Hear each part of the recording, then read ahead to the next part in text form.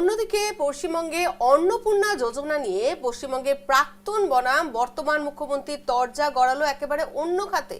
মমতা বন্দ্যোপাধ্যায়ের উদ্দেশ্যে শুভেন্দু অধিকারীর ফেসবুকে থাকুন, বাড়ি থেকে বেরোতে হবে না মন্তব্যের পর ফেসবুক থেকেই তাকে নিশানা করলেন তৃণমূল নেত্রী। শুভেন্দুর ব্যবস্থা করব মুখ্য মন্তব্যের প্রেক্ষিতে দেশের রাষ্ট্রপতি, সুপ্রিম কোর্টের প্রধান বিচারপতি, সর্বোপরি জনতার দরবারে তিনবারের মুখ্যমন্ত্রীর প্রশ্ন, সংবিধান কি এমন ভারতের কল্পনা করেছিল?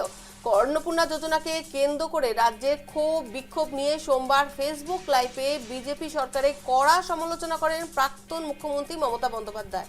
নবান্নে সাংবাদিক বৈঠকে প্রত্যুত্তরে মুখ্যমন্ত্রী শুভেন্দু বিভিন্ন কথার মাঝে বলেন, ফেসবুকেই থাকুন, আপনাকে রাস্তায় আর বেরোতে হবে না, রাস্তায় আপনি যাতে না বেরোতে পারেন তার ব্যবস্থা আমি করব।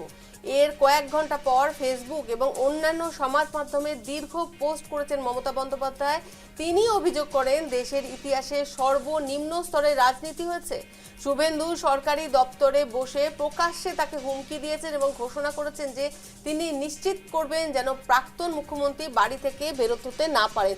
মমতা এদিন ভারতের রাষ্ট্রপতি, প্রধান বিচারপতি এবং জনগণের কাছে প্রশ্ন করেন, এই কি সংবিধানের কল্পিত ভারত?